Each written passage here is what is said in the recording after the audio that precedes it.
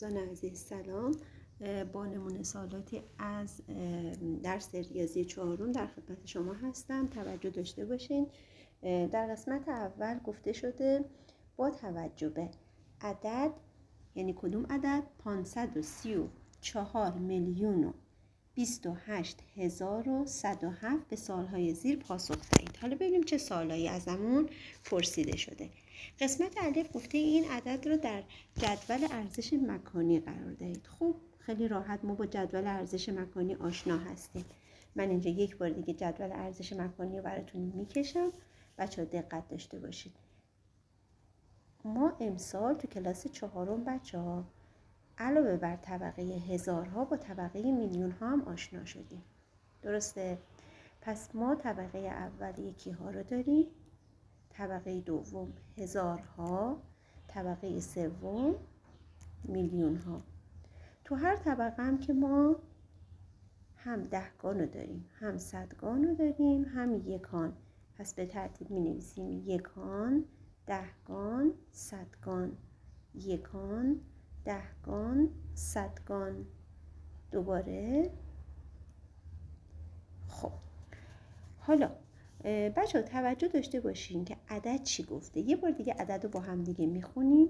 534 میلیون. بچه من میام توی جدول ارزش مکانی میگم طبقه میلیون ها 500، صدگان میلیون 504 میلیون، یکانش هم 4، دهگانو ندارم، صفر میذارم.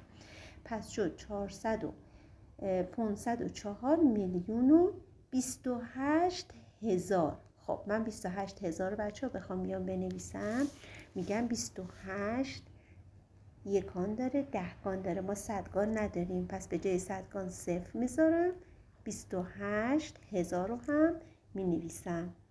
مرحله بعد که مرحله آخر هستش 28,107. بچه 107 هم که طبقه یکا هستش، 107 رو هم می نویسیم. حالا یک بار اینو دوباره با هم دیگه میخونیم. 504 میلیون و 28,107 که داخل جدول ارزش مکانی هم قرارش دادیم. قسمت ب گفته رقم مرتبه دهگان میلیون کدام است؟ بچه چون ما جدول ارزش مکانی کشیدیم، حالا میریم دوباره مراجعه میکنیم به اون جدول و میخوایم ببینیم تو دهگان میلیون چه رقمی قرار گرفته. بچه بازش کنیم. دهگان میلیون. بچه تو دهگان میلیون چه رقمی قرار داره؟ بله دقیقاً درسته، رقم صفر. پس من اینجا رو صفر رو مینویسم، رقم صفر.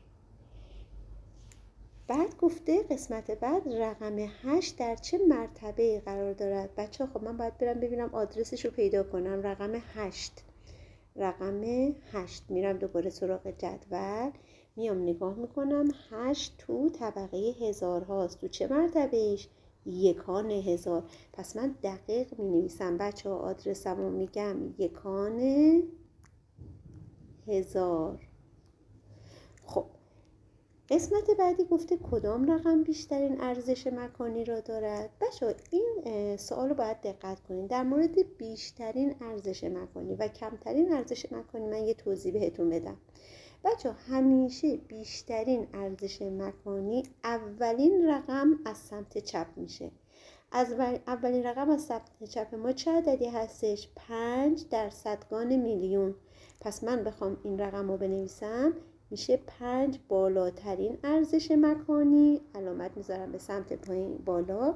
و بچه کمترین ارزش مکانی تو یکان یکی هاست، یعنی 7 در یکان یکی ها.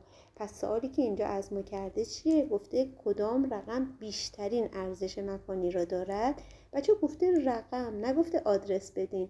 پس بنابراین من 5 رو می نویسم. حتی اگه خواست ازمون آدرسم بدیم میگیم 5 در صدگان میلیون. خب عزیزان، امیدوارم این 4 قسمت رو به خوبی یاد گرفته باشید و حالا وارد مرحله بعد میشیم، یعنی سوال بعدی. تو سوال بعدی بچه ها ازمون خواسته حاصل عبارت ها رو به دست بیاریم. دختره قشنگ من، پسرای خوب، توجه داشته باشین. برای به دست آوردن حاصل عبارت، بعضی موقع عبارت ها از چند عملیات تشکیل شده، مثلا هم جمع داره توش، هم ضرب داره، هم تقسیم داره، هم منها داره. فقط ما باید بدونیم مرحله به مرحله باید انجام بدیم. همیشه اول بچه ها باید عددهایی رو که اون عملیات هایی رو انجام بدیم که داخل پرانتز هستن. ببینیم جواب داخل پرانتز ما چی میشه. خب در قسمت اول گفته چی؟ قسمت الف 4 ضرب در 2 13. بچه ها عدد 4 رو ما میتونیم 2 تا کار کنیم، بگیم فقط 4 رو ضرب در 2 بکنیم. میتونیم برای اینکه بهتر متوجه بشیم بگیم 4 در واقع همون 4 یکم بوده. پس من میگم صورت ها رو در هم ضرب میکنم، مخرج ها رو هم در هم ضرب میکنم. میگم 2 4 تا میشه 8 تا. مخرجم هم 1 13 تا 13 تا. خب حاصلمو به دست آوردم به اضافه. حالا بچه پرانتز بعدی هم همین کار رو انجام میدیم. میگیم 1 5 تا میشه 5 تا و بعد 1 26 تا هم 26 تا. حالا تازه ما رسیدیم به چی بچه ها؟ رسیدیم به یه جمع کسر که بلد هستیم. میدونیم برای اینکه یک کسری رو جمعش رو انجام بدیم باید حتما مخرج هامون یکی باشه. بچه ها شما تو کلاس 4 در همین اندازه یاد گرفتید که اگر مخرجی با مخرج بعدی فرق داشت، ما مخرج کوچکتر رو راحت ترین کار این هستش که مخرج کوچک رو به مخرج بزرگ تبدیل کنیم. مثلا اینجا 13 رو به 26 تبدیل کنیم. میگیم 13 در چه عددی ضرب بشه میشه 26؟ در عدد 2 ضرب شده. درسته؟ چون مخرج در 2 ضرب شده کسر مساوی میخوایم بنویسیم دیگه. صورت هم ضرب در 2 میشه. حالا حاصل رو من اینجا مینویسم. میگم 2 8 تا 16 تا. پس میشه 16. 2 تا 13 تا هم که 26 تا به اضافه 5 26 که من چون مخرج ها مساوی هستن این بالا می نویسم بچه ها. مخرج 26 رو می نویسم، صورت ها رو با هم جمع می کنم که میشه 21. در مرحله بعدی بچه ها باز دوباره همین 2 تا پرانتز داریم، ولی حاصل پرانتزها رو که به دست آوردیم باید اینجا دیگه از هم دیگه کم کنیم. خب ما میریم به ترتیب این کار رو انجام میدیم. خب در قسمت پرانتز اول گفته 6 ضرب در 12. بچه ها 6 اگه ضرب در 12 بشه دیگه ما راحت میتونیم بنویسیم. میشه 6 ضرب در 12 میشه 1 12 میشه همون 6 12، چون صورتمون 1 6 تا 6 تا میشه 6 12. این دفعه منها داریم، علامت منها، و بعدیش هم 2 ضرب در 3 24. خب 2 رو ضرب در 3 24 کنم، گفتم 2 رو ضرب در صورت میکنم میشه چند؟ 6 2 3 تا 6 تا. 24 هم که تو مخرج می نویسم. بچه باز هم همون مراحل رو داریم. یعنی چی؟ یعنی میگیم 12 رو اگه ضرب در 2 بکنیم میشه 24. پس 6 رو هم ضرب در 2 میکنم من. حاصل رو می نویسم اینجا. عزیزای دل من 2 تا 6 تا میشه 12 تا. 2 تا 12 تا هم میشه 24 تا. منهای این قسمت چنده؟ 6 24 که خودش رو می نویسم. خب حالا من خیلی راحت منهامو انجام میدم، حاصل رو به جلوش می نویسم. 12 تا داریم 6 تاش بره 6، 24 هم که بچه ها می نویسیم. خب مرحله بعدی ببینیم سوال چی گفته و چی از ما خواسته. بچه ها تو این مرحله یه جمع هستش، جمع کسر، که باز دوباره ما چون تو سال قبلی هم توضیح دادیم میدونیم باید مخرج کوچک رو به مخرج بزرگ تبدیل کنیم. پس اینجا 6 رو برای اینکه ما به 18 تبدیل کنیم میگیم جدول ضرب 6 رو بلد هستیم. 6 ضرب در چه عددی بشه میشه 18 3.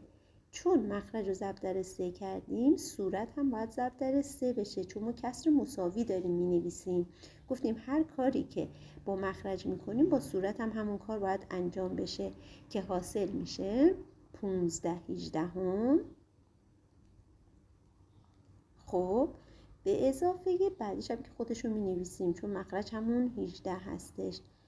مخرج ها که یکی شد یه مخرج رو می نویسیم، صورت ها رو با هم دیگه جمع می کنیم. 15 و 3 هم میشه 18.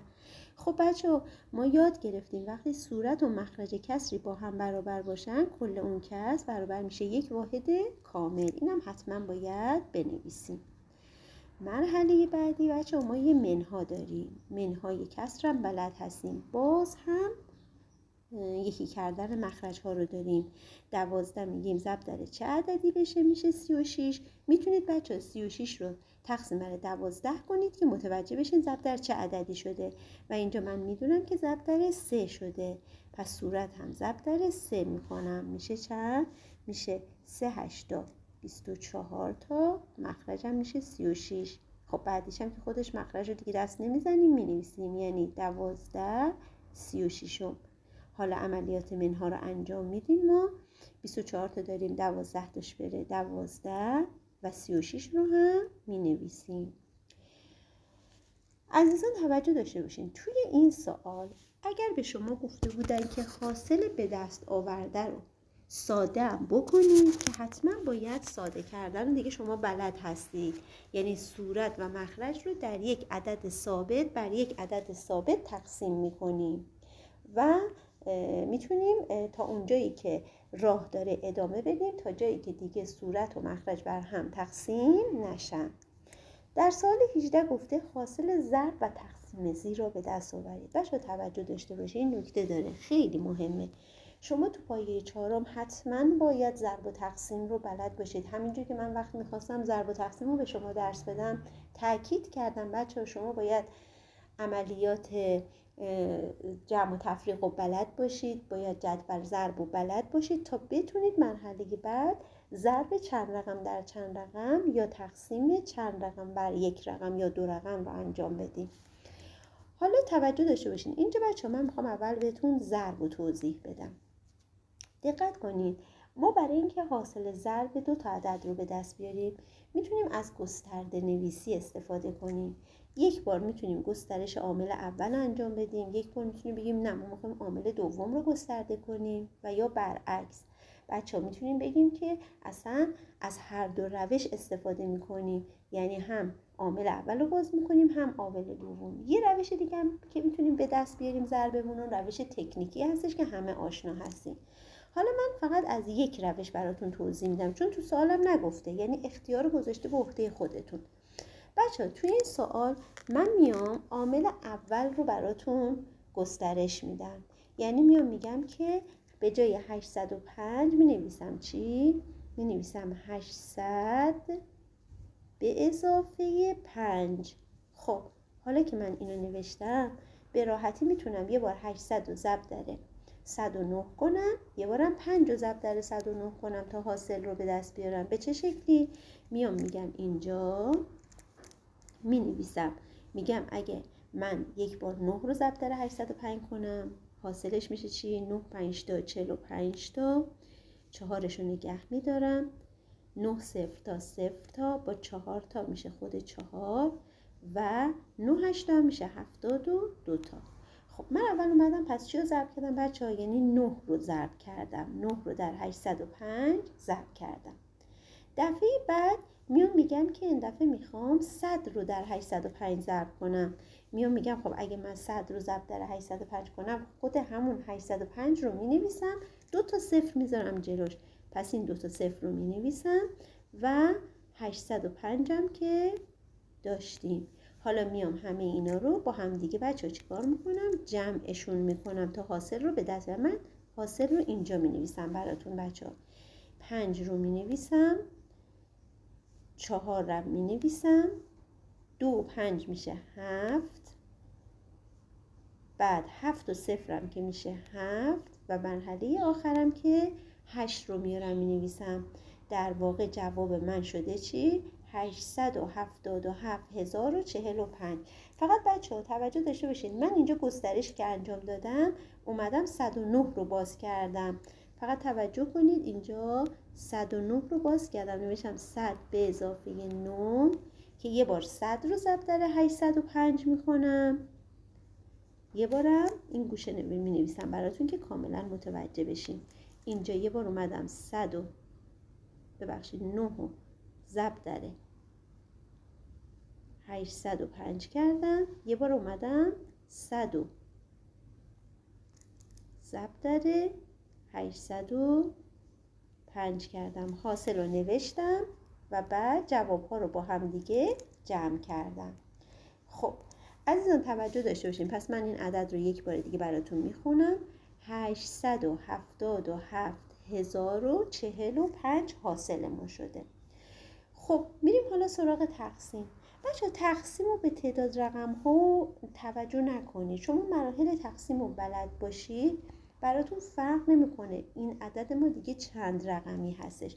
چون اینجا بچه ها جای من کم هستش، من میام این عدد رو این بالا می نویسم. دوباره می نویسم 74 3 8 5 تقسیم بر 27. خب بچه عدد ما چیه؟ عدد 5 رقمی تقسیم بر 2 رقم. من بهم نگفته از چه روشی استفاده کنم، پس هر روشی که دوست داشته باشین رو میتونین استفاده کنین. اول از همه من میگم خب مقسوم علیه من 2 رقمه، مقسوم منم 2 رقم جدا میکنم 74. میخوام بدونم تو 74 تا چند تا 27 تا دارم. بچه ها گفتیم اینو سر کلاس، یادتون دادیم گفتیم میریم روی یک خانش رو میگیریم و میگیم توی 7 تا چند تا 2 تا داریم، یعنی روی 7 رو میگیرم روی 4 هم میگیرم، فقط داریم اینجا 7 و 2. حالا میگم تو 7 تا چند تا 2 تا دارم؟ 3 تا. اگر زیاد شد یه دونه از 3 تا کم میکنم. با خودم میگم اگه من 3 بزنم بچه ها چه اتفاقی میفته؟ 27 ضرب در 3 میکنم اینجا بچه ها، 27 ضرب در 3 ببینم چند میشه. ضرب بوده دیگه. خب میگیم 3 7 تا 21 2 3 تا 6 تا 7 تا 8 تا. بچه ها 81 شد، از 74 بیشتره، پس من 3 نمیذارم، به جای چه رقمی رو میذارم؟ 2. 2 تا 27 تا هم میشه بچه ها 54 تا. یه منها میکنم و 54 رو کم میکنم، ببینم حاصلم چقدر میشه. آنچه که باقی مونده رو مینویسم، میگم 0 و اینم 2. بچه ها باقی مونده من چند شد؟ بله 20. حالا رقم بعدی رو میارم پایین که 3 هستش. بازم بچه ها من نمیتونم همینجوری حدس بزنم تو 203 تا چند تا 27 هاست. باز روی یکاناشون رو میگیرم، میگم تو 20 تا چند تا 2 تا داریم؟ 10 تا. ولی بچه ها من 10 رو نمیتونم بنویسم، پس باید عددم یک رقمی بشه. میگم اگه 9 بزنم 9 رو ضرب در 27 میکنم، ببینم حاصل چقدر میشه که اینجا بزرگتر میشه. 8 هم ضرب کنم ببینم بزرگتر میشه. پس بنابراین میام بعد از امتحانایی که انجام دادم 7 رو میزنم. 7 تا 49 تا 2 7 تا 14 تا 14 تا و اونم 4 تا میشه چقدر؟ 18 تا. پس من 18 رم اینجا می نویسم و حالا منهامو انجام میدم.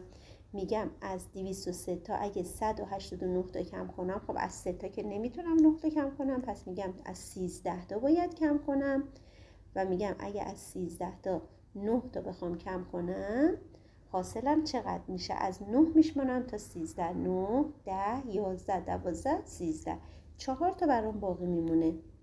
خب حالا مرحله بعد میام میگم از 10 تا بوده که شده 9. 9 تا داریم، 8 تاشم بره 1. پس بچه‌ها باقی مانده من اینجا کلا میشه 14. دوباره میام به ترتیب، گفتیم عددا رو هی میاریم پایین. حالا نوبت عدد 8. 148. تو 148 تا میخوام ببینم چند تا 27 تا هست. طبق مراحلی که گفتم بچه‌ها روی یکانو میگیریم، روی یکانه مقسوم علیهمونم میگیریم، میگم توی 14 تا چند تا 2 تا هستش و همینجور محاسبه رو ادامه میدم تا برسم ببینم عددم چقدر میشه. اون عددی که باید انتخاب کنم که اینجا 5 هستش. 5 تا 27 هم بچه میشه چقدر؟ میشه 135 تا. دیگه شما اینجا توضیحات رو دادم، تکراری میشه اگه بخوام میگم، همه اینا رو دیگه بلد هستید.